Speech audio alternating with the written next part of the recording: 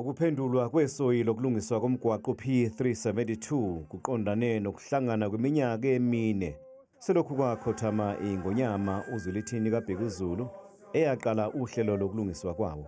Umnyango wezokuthutha KwaZulu-Natali ubambisene neSANRAL kanye neNgonyama Trust ukuthuthukisa indawo zamakhosi esifundazweni.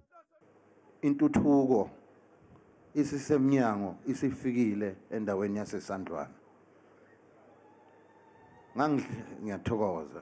Ngangihlezi ngulwela lokho ngokuthatha izaluleko kumdlokombani ukuthi kumele kusetshenzwe kanjani endaweni yaseSandwana ngoba wayekhathazekile ukuthi abantu baseSandwane batomula ngomkhosi waseSandwane kuphela unyaka wonke emva kwalokho amathuba ebese yabavalekele. Lokhu kwakhiwa lokho kwalomgwaqo kuzoqeda konke lokho. Indlula mithi yamakhosi idlulise isicelo kulabo abadla imisebenzi yokwakha.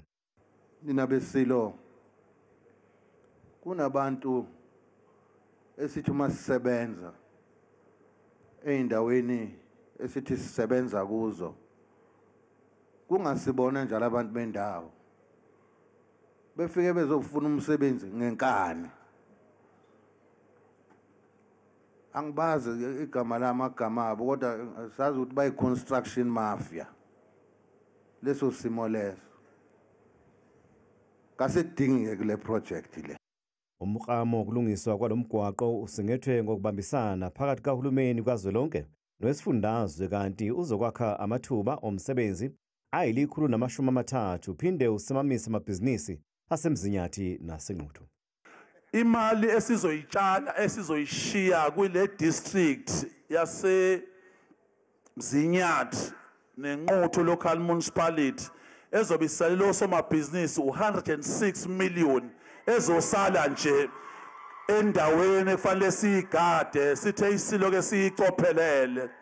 We decided a few years ago with the late King Zwelithini that we needed to upgrade this road to an all-weather tarred road in order really to attract heritage tourism in this part of the community, but also to improve mobility and safety.